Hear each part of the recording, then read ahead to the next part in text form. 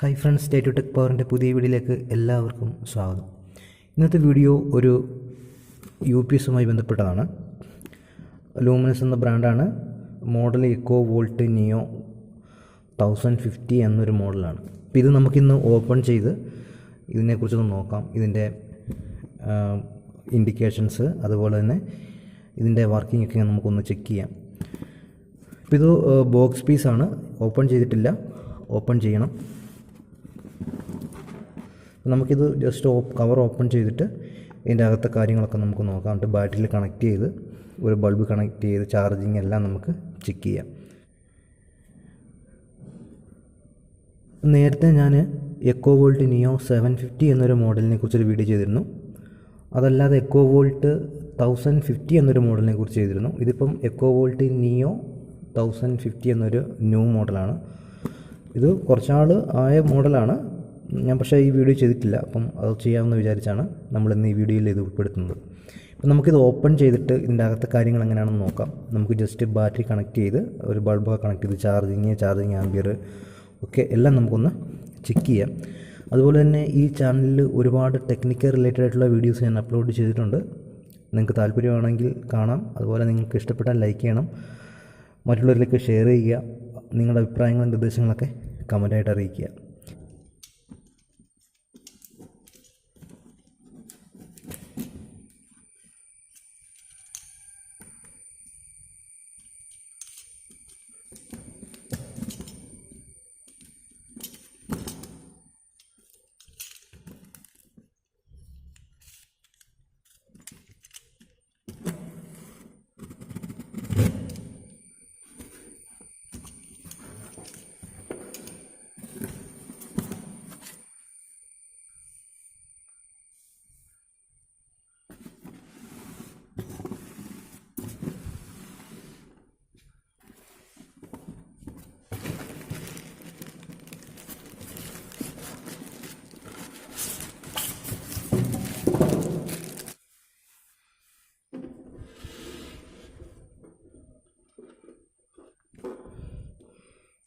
ഇവിടെ മെയിൻസ്, ഇവിടെ ചാർജിങ്, ഇത് eco mode, UPS mode, low battery, ഓവർലോഡാണ്. ഇത് സ്വിച്ചാണ്.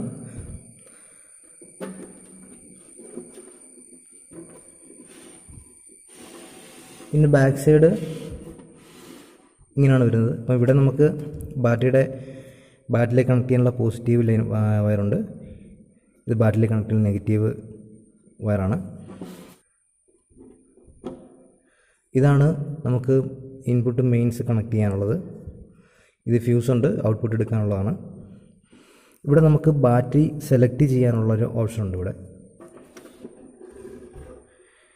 ബാറ്ററി ഏത് ബാറ്ററിയാണ് നമ്മൾ ഫിറ്റ് ചെയ്യുന്നുള്ളതാണ്. ട്യൂബുലർ ആണോ, അതുപോലെ തന്നെ ഫ്ലാറ്റ് പ്ലേറ്റ് ആണോ, SMF ആണോ, മറ്റെന്തെങ്കിലും ലോക്കൽ ബ്രാൻഡഡ് ആയിട്ടുള്ള ലോക്കൽ ബാറ്ററി ആണോ എന്നുള്ള.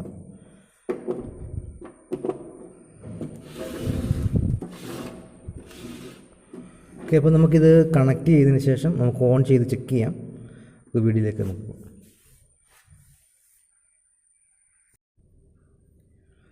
ഇൻവെർട്ടർ ഞാൻ ഓൾറെഡി കണക്ട് ചെയ്തിട്ടുണ്ട്. 80Hൻ്റെ ബാറ്ററിയിലാണ് കണക്ട് ചെയ്തേക്കുന്നത്. പല ഇൻവെർട്ടറുകൾ നമ്മൾ ടെസ്റ്റ് ചെയ്യാൻ വേണ്ടി യൂസ് ചെയ്യുന്ന സെയിം ബാറ്ററിയാണ് യൂസ് ചെയ്തേക്കുന്നത്. അപ്പം ആ ബാറ്ററി ആയതുകൊണ്ടാണ് നമ്മൾ ബാറ്ററി കാണിക്കാത്തത്. അപ്പം ഇത് മോഡൽ എക്കോ വോൾട്ട് നിയോ 1050 എന്ന മോഡലാണ്. ഓൾറെഡി നമ്മൾ ആംബിയർ മീറ്റർ കണക്ട് ചെയ്തിട്ടുണ്ട്. DC ആംബിയർ മീറ്ററാണ്. ഇപ്പോൾ DC ആംബിയർ മീറ്റർ കണക്ട് ചെയ്തേക്കുന്നത് നമുക്ക് ഡിസ്ചാർജിങ് കറണ്ട്, അതുപോലെ charging current, no load current ഒക്കെ ടെസ്റ്റ് ചെയ്യാൻ വേണ്ടിയാണ് നമ്മൾ DC ആംബിയർ മീറ്റർ കണക്ട് ചെയ്തേക്കുന്നത്. അതുപോലെ തന്നെ നമ്മൾ ഔട്ട്പുട്ടിൽ ഒരു 200 വാട്ട്സ് ബൾബ് നമ്മൾ കണക്ട് ചെയ്തിട്ടുണ്ട്. നമ്മളിതിൻ്റെ ലോഡ് ടെസ്റ്റ് ചെയ്യുകയല്ല, ജസ്റ്റ് ഒന്ന് ടെസ്റ്റ് ചെയ്ത് ചാർജിങ്, ഡിസ്ചാർജിങ്, അതുപോലെ ലോഡ് കണക്ട് ചെയ്ത് മറ്റെന്തെങ്കിലും ഔട്ട്പുട്ടിൽ ഫ്ലക്ച്വേഷനോ മറ്റെന്തെങ്കിലും കംപ്ലൈൻറ്റ് ഉണ്ടോ എന്ന് മാത്രം ഒന്ന് ജസ്റ്റ് ചെക്ക് ചെയ്യുകയാണ്. അപ്പോൾ ഇതിൻ്റെ ഒന്നാമത്തെ ഇൻഡിക്കേഷൻ എന്ന് പറഞ്ഞാൽ മെയിൻസ് ആണ്. നമ്മൾ മെയിൻസ് ഓൺ ചെയ്ത് കഴിയുമ്പോൾ ഇവിടെ ഇൻഡിക്കേഷൻ വരും. രണ്ടാമത്തെ ചാർജിങ് LED ആണ്, ഇൻഡിക്കേഷനാണ്. അപ്പം ബാറ്ററി ചാർജ് ആകുന്ന സമയത്ത് ഇവിടെ ഇൻഡിക്കേഷൻ ഉണ്ട്. പിന്നെ എക്കോ മോഡുണ്ട്, UPS മോഡുണ്ട്. നമ്മൾ ഈ സ്വിച്ചിൽ തന്നെയാണ് എക്കോ മോഡും UPS മോഡും സെലക്ട് ചെയ്യേണ്ടത്. നമുക്ക് എക്കോ മോഡിലേക്കാണെങ്കിൽ സെലക്ട് ചെയ്തേക്കുന്നത് എക്കോ മോഡിലാണെങ്കിൽ ഇവിടെ ഇൻഡിക്കേഷൻ വരും. നമ്മളിനി UPS മോഡാണ് സെലക്ട് ചെയ്തതെങ്കിൽ ഇവിടാണ് UPSൻ്റെ ഇൻഡിക്കേഷൻ വരുന്നത്. പിന്നുള്ളത് ലോ ബാറ്ററിയാണ്. ബാറ്ററി ലോ ആയിക്കഴിഞ്ഞാൽ ഇൻഡിക്കേഷൻ വരും. പിന്നെ ഈ ഇൻവെർട്ടറിൽ താങ്ങാവുന്നതിലധികം കപ്പാസിറ്റിയിലുള്ള ലോഡ് നമ്മൾ കണക്ട് ചെയ്താൽ ഓവർലോഡ് ആകാൻ വേണ്ടിയുള്ള ഇൻഡിക്കേഷനാണ്. പിന്നെ ഇതാണ് ഓൺ ഓഫ് സ്വിച്ച്. ഇവിടെ നമുക്ക് ഇൻവെർട്ടർ ഓൺ ചെയ്യാനും അതുപോലെ തന്നെ ഓഫ് ചെയ്യാനുമാണ്. അതുപോലെ തന്നെ നമുക്ക് എക്കോ മോഡും അതുപോലെ തന്നെ UPS മോഡും സെലക്ട് ചെയ്യാനുള്ള സ്വിച്ചും ഇത് തന്നെയാണ്. ഞാൻ ഇൻവെർട്ടർ ഓൺ ചെയ്യുകയാണ്.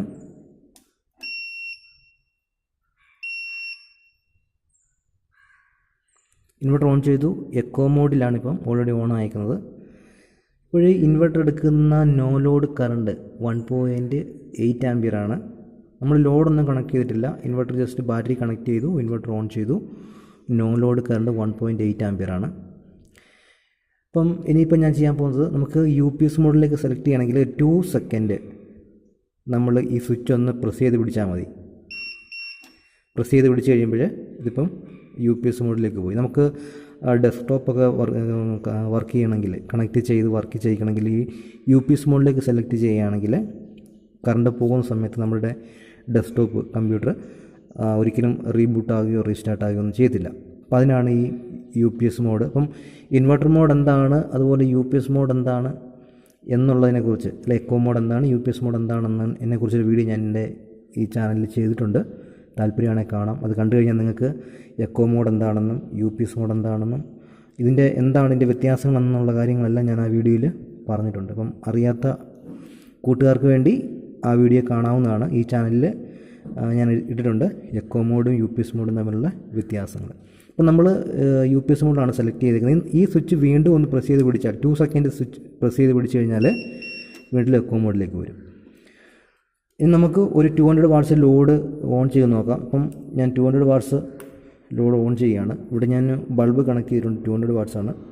ഇപ്പം ഈ ആംബിയർ മീറ്റർ, DC ആംബിയർ മീറ്ററിൽ എടുക്കുന്ന ആംബിയർ -16.8 ആണ്. അപ്പം ബാറ്ററി ഡിസ്ചാർജ് ചെയ്യുകയാണ്. ഇപ്പോൾ ഒരു 16.78 ആംബിയറാണ് ഇപ്പോൾ നമ്മൾ ഈ ബൾബ് കണക്ട് ചെയ്തിട്ട് എടുക്കുന്നത്. 200 വാട്ട്സിൻ്റെ ബൾബാണ്. ഇതിന് മുൻപൊരു വീഡിയോയിൽ ഞാൻ ഈ മീറ്ററിനെ കുറിച്ച് പരിചയപ്പെടുത്തുന്നൊരു വീഡിയോ ചെയ്തിരുന്നു. അതിനകത്ത് 100 വാട്ട്സ് ബൾബ് എടുക്കുന്ന ആംബിയർ എത്രയാണെന്നും ഒക്കെ ഞാൻ പറഞ്ഞിട്ടുണ്ട്. അപ്പം നിങ്ങൾ തുടർച്ചയായിട്ട് എൻ്റെ വീഡിയോ കാണുകയാണെന്നുണ്ടെങ്കിൽ കൂടുതൽ നിങ്ങൾക്ക് പ്രയോജനം ചെയ്യും. കാര്യം എന്ന് പറഞ്ഞാൽ ഞാൻ ചെയ്യുന്ന ഓരോ വീഡിയോയും ചില കാര്യങ്ങൾ കഴിഞ്ഞ മുൻപത്തെ വീഡിയോയിൽ പറഞ്ഞിട്ടുള്ളത് കൊണ്ട് ഞാൻ റിപ്പീറ്റ് ചെയ്യാറില്ല. അപ്പം ഇങ്ങനെയുള്ള കാര്യങ്ങൾ റിപ്പീറ്റ് ചെയ്യാത്തത് കാരണം ഒരു വീഡിയോ മാത്രം കാണുന്നവർക്ക് ചിലപ്പം ചില കാര്യങ്ങൾ ഡൗട്ടുകൾ വരും, അതുപോലെ പെട്ടെന്ന് മനസ്സിലാകാതെ വരും. അപ്പോൾ അങ്ങനെയുള്ളത് കൊണ്ട് നിങ്ങളെൻ്റെ വീഡിയോകൾ തുടർച്ചയായി കാണുകയാണെങ്കിൽ നിങ്ങൾക്ക് അങ്ങനെയുള്ള കാര്യങ്ങളൊക്കെ ക്ലിയർ ആകും. കാരണം എന്ന് പറഞ്ഞാൽ എല്ലാ വീഡിയോയിലും എല്ലാ കാര്യങ്ങളും പറയുമ്പം വീഡിയോയുടെ ലെങ്ത് കൂടുന്നതുകൊണ്ടാണ് ചില വീഡിയോയിൽ പറഞ്ഞ കാര്യങ്ങൾ അടുത്ത വീഡിയോയിൽ വീണ്ടും റിപ്പീറ്റ് ചെയ്യാത്തത്. അപ്പം അത് റിപ്പീറ്റ് ചെയ്യാത്തത് അതുകൊണ്ടാണ്. ഇപ്പം നമുക്ക് 200 വാട്ട്സാണ് ലോഡ് കണക്ട് ചെയ്തേക്കുന്നത്. 200 വാട്ട്സ് ലോഡ് കണക്ട് ചെയ്തു. നമ്മുടെ ഡിസ്ചാർജിങ് ആംബിയർ -17 ആണ്. 17 ആംബിയറാണ് discharging current. No load current 1.8 ആംബിയറോളം എടുക്കുന്നുണ്ട്. അപ്പം 1.8 ഈ 17 ആംബിയറിന് 1.8 മൈനസ് ചെയ്യുമ്പോഴുള്ള കിട്ടുന്ന ആംബിയറാണ് ഈ ബൾബ് സത്യത്തിൽ നമുക്കിപ്പോഴേ DC കറണ്ടിൽ ആയിട്ട് ഡിസ്ചാർജ് എടുക്കുന്ന കറണ്ട് അതാണ്. ഇനി ഞാൻ മെയിൻസ് ഓൺ ചെയ്യുകയാണ്. മെയിൻസ് ഓൺ ചെയ്തിട്ടുണ്ട്. മെയിൻസ് വന്നിട്ടുണ്ട്. ബാറ്ററി ചാർജിങ് ആണ്. ഇപ്പം ഒരു 17 ആംബിയറാണ് ഇപ്പം ബാറ്ററി ചാർജ് ആകുന്നത്. 17 ആംബിയർ DCയിലാണ് ബാറ്ററി ചാർജ് ആകുന്നത്.